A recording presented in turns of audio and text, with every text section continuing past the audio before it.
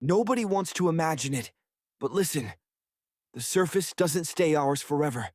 When the world finally dies, whether from radiation, climate collapse, asteroid dust clouds, or a chain reaction of human stupidity, the only thing between you and extinction might be a few meters of dirt, steel, and concrete. And here's the disturbing truth nobody likes to say out loud. Humans were never designed to live underground, but we can be engineered to survive there. Not by mutations or evolution, but by discipline, planning, and a level of adaptation we haven't used since our ancestors hid in caves to escape predators with bigger teeth and worse tempers. Today, you're not hiding from lions. You're hiding from a world that's no longer capable of loving you back. You'd think people would run underground only when the last second hits, but the real survivors, the ones who prepared instead of prayed, move first, because the surface doesn't announce its death. It just slowly stops being livable. The first sign is never the explosions, or the radiation alarms, or the heat waves that cook entire regions in a single afternoon. The real warning is when the resources that kept you alive, oxygen purity, water safety, food growth cycles, no longer follow Earth's rules. Underground, the logic of survival flips. Your enemy isn't nature, it's the lack of nature. No sunlight, no clean airflow, no evaporation cycle, no open environment for heat to escape. You're basically living inside a pressure cooker that wants to become your coffin. And yet, with the right systems, you can turn that hostile environment into a fortress of life. The first thing people wrongly assume is that oxygen underground is a simple issue. Just dig a big room and breathe like you're on a camping trip. Nope. If you've ever lit a candle in a sealed jar and watched it die, that's you, underground, but slower and way less poetic. Humans need around 550 liters of oxygen per day. Multiply that by a small community, and suddenly the underground world becomes a math problem with a timer. This is where filtered air shafts, regenerative scrubbers, and moss-based oxygen recyclers save your life. The military learned long ago, inside submarines and bunkers, that you don't wait for oxygen to drop. You regulate it constantly. You capture CO2, break it down, and push fresh air into circulation before anyone even feels breathless. Funny thing is, people worry more about food shortages, but low oxygen kills you quietly and much faster. You don't even panic. You just get confused, dizzy, and collapse before you know you're dying. A good underground settlement treats air like treasure, because it is. The next challenge feels almost ironic. Underground, you're freezing and overheating at the same time. The Earth is a great insulator. That means heat doesn't escape easily. Every human body is basically a 100-watt heater. Add electronics, cooking, water pumps, and suddenly your bunker starts behaving like a slow cooker you never turned off. But the walls stay cold enough for moisture to condense and creep into everything: food supplies, metal structures, electrical circuits. If you mishandle humidity, you're going to wake up one morning with mold growing on your boots and a fungal ecosystem trying to colonize your lungs. Survivors use geothermal ventilation and thermal mass redistribution, basically tricking the Earth itself into absorbing and releasing heat on demand. It sounds advanced, but the principle is simple physics. Move heat away from where you live. Let it dissipate deeper underground, or capture it through controlled thermal sinks. This isn't sci-fi. It's the same method used in Cold War fallout shelters and modern off-grid bunkers. It works because the Earth's temperature below a few meters stays stable year-round, and stability is survival. Food becomes its own storytelling nightmare. Without sunlight, every calorie you produce must come from technology, biology, or sheer creativity. Hydroponics is the backbone: nutrient-rich water, controlled lighting, and plants that don't complain about living in a cave. But the light is the problem. Plants need energy, and energy underground is expensive. Solar panels don't help when the sky above is poisoned or blocked by ash. So survivors turn to microgrids, powered by geothermal taps. Human-generated mechanical power, recycled biomass, or even makeshift battery farms. The trick isn't producing light, it's producing efficient light, specific wavelengths that plants respond to most. You're not trying to make a pretty garden, you're trying to create calories per watt. The best survivors rely on microgreens, potatoes, algae, and mushrooms. Mushrooms are the real MVP. They grow in darkness, break down waste, and don't judge you when you talk to them out of boredom. But a society can't run on mushrooms alone. You need fat and protein, and unless you're ready to raise livestock underground like medieval mole people, you turn to insect farms. Crickets produce protein 20 times more efficiently than cattle and take almost no space. And trust me, after a few weeks of bunker hunger, even someone's homemade cricket burger starts to smell like victory. Water underground is both a blessing and a trap. Yes, groundwater is there, hiding in aquifers and pockets, but tapping into it without contaminating your entire shelter requires more precision than most amateur survivors expect. Too deep, and you flood your living areas. Too shallow, and you suck in pathogens or chemical runoff from the surface disaster. The safest solution is a multi-stage filtration system paired with condensation collectors. Humans produce moisture when they breathe, sweat, and cook, and a well-designed underground world recycles that moisture relentlessly. The air and water systems must work together like organs in a body. One fails, the other collapses. If you've ever fixed a leaking pipe in a basement and thought, "This is annoying," imagine that pipe being the only thing between your community and dehydration. Now imagine repairing it while the world above burns. That mindset, constant vigilance, constant maintenance, is what keeps the underground alive. This section is based on practical field survival experience rather than formal academic sources. But the real monster waiting underground isn't radiation or starvation, it's psychology. Humans were not built for darkness, confinement, or monotony. You strip away the sun, the horizon, the natural cycle of day and night, and the brain starts acting like it's trapped in a haunted house it can't escape from. Time feels distorted. Thoughts loop. People forget what outside even felt like. That's why successful underground communities fake sunlight. Full-spectrum lamps follow a strict schedule to mimic daylight. Walls are painted warm colors. Sounds of wind, birds, and gentle rain play through speakers, not for luxury, but to keep the brain from unraveling. Even trenches in World War I had makeshift morale stations to fight psychological collapse. Underground worlds take that idea and crank it up to survival level. You maintain a routine, you exercise, you socialize, and you rotate roles so no one feels trapped in the same repetitive task. Ignore morale long enough, and the group starts to fracture. People become paranoid, restless, impulsive. And an underground settlement with bad morale becomes more dangerous than whatever killed the surface. Then, there's the unspoken truth every prepper knows but rarely admits. Underground life must plan for conflict. Not with monsters or mutants, but with other humans who also ran below when the world ended but didn't bring the same ethics with them. Underground tunnels can become battlegrounds if resources grow scarce. That's why smart communities design choke points, pressure doors, and layered security, not to create a prison, but to prevent one desperate outsider from turning the entire population into victims. Defense underground is less about firepower and more about engineering. Narrow entry corridors, acoustic sensors, vibration detectors, and blind turns that disorient intruders. You don't want a firefight underground. Bullets ricochet, pressure waves amplify, and ventilation systems choke on smoke. The safest strategy is deterrence, early detection, and barriers. Survival isn't just about outlasting the surface. It's about outsmarting everything that followed you beneath it. And still, even with air, food, water, psychological support, and security handled, the underground world carries one last brutal challenge. You must plan for generations.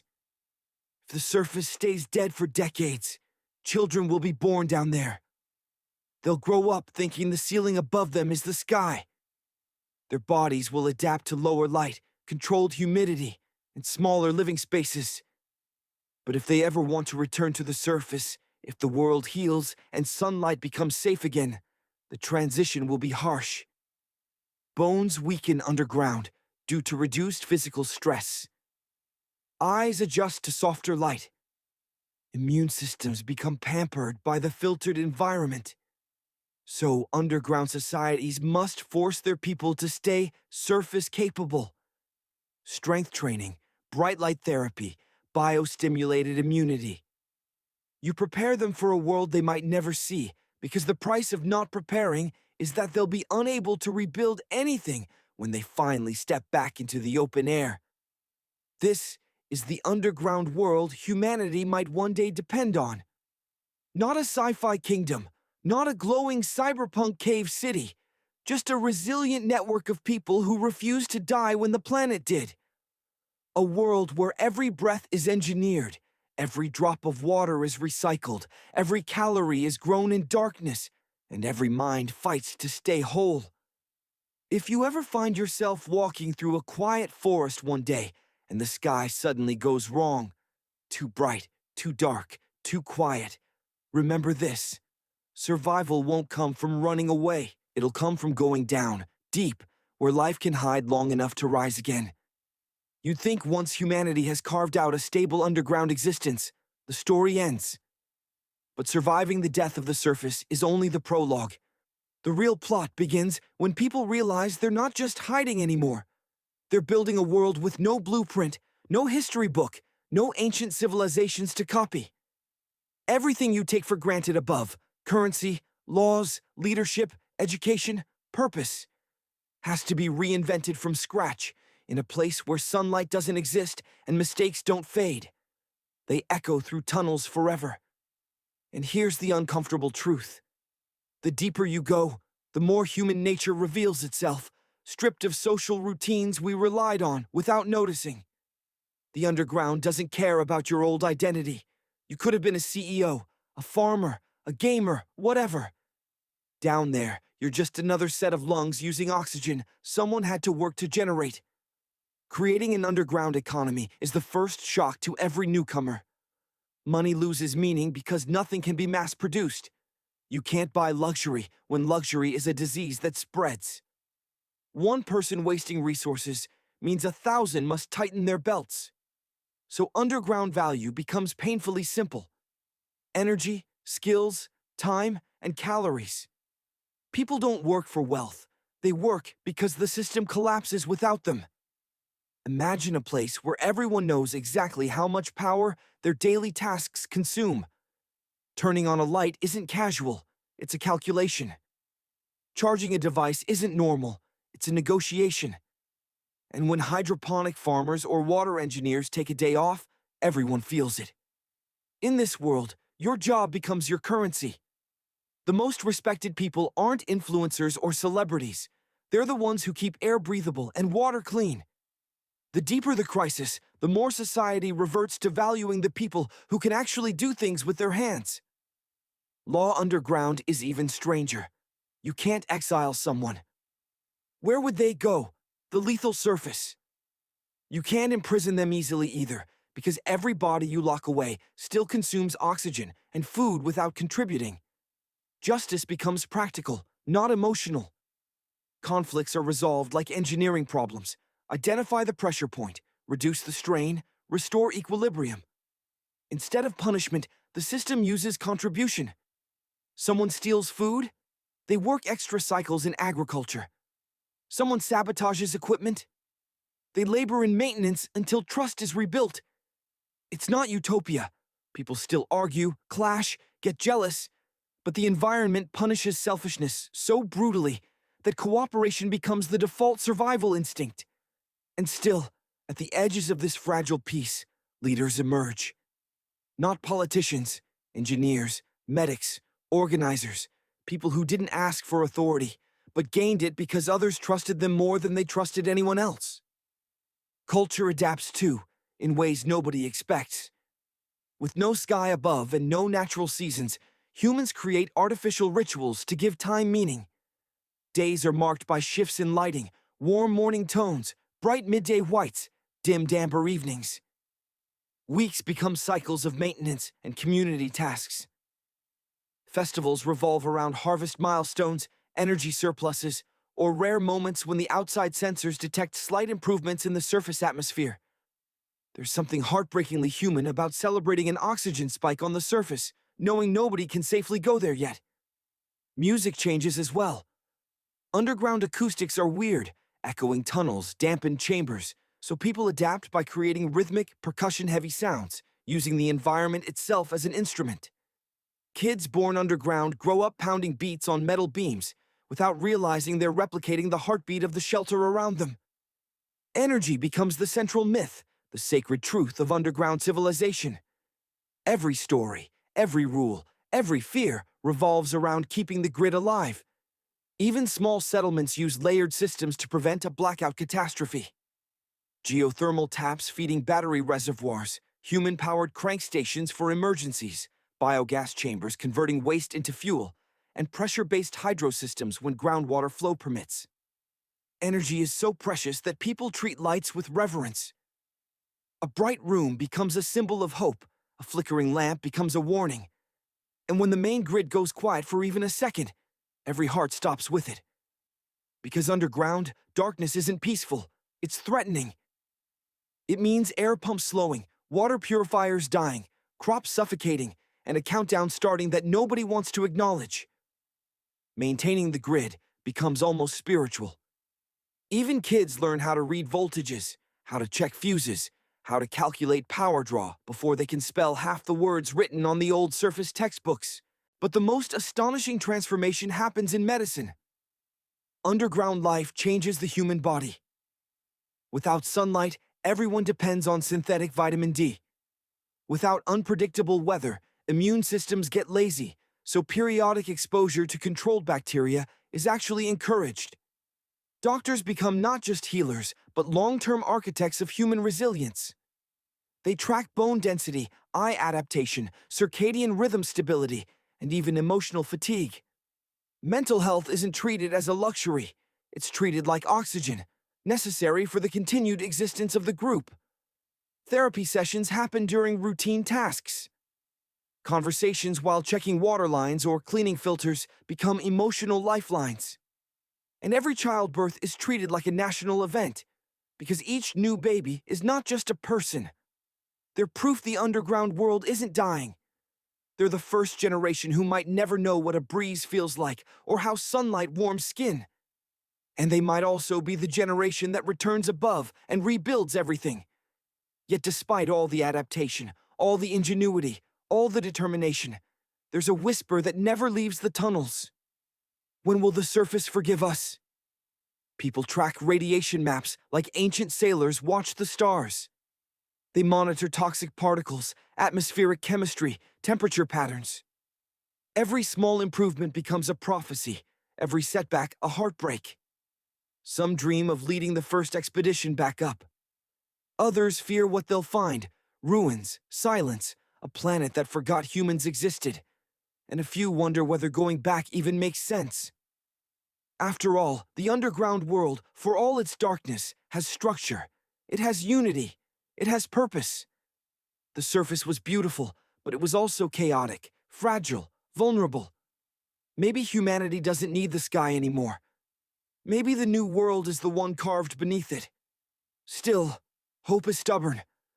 One day, sensors might detect that radiation has fallen, that plants can grow again, that animals have returned, that the sky, whatever shape it is now, is finally safe to breathe.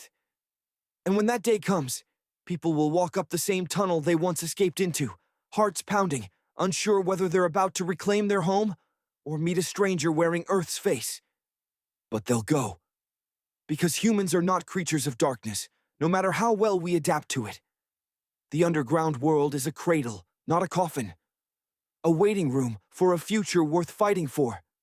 And when the first person steps out, blinking at the faint light of a recovering sun, they'll carry with them the memory of a world that died, and a world that refused to.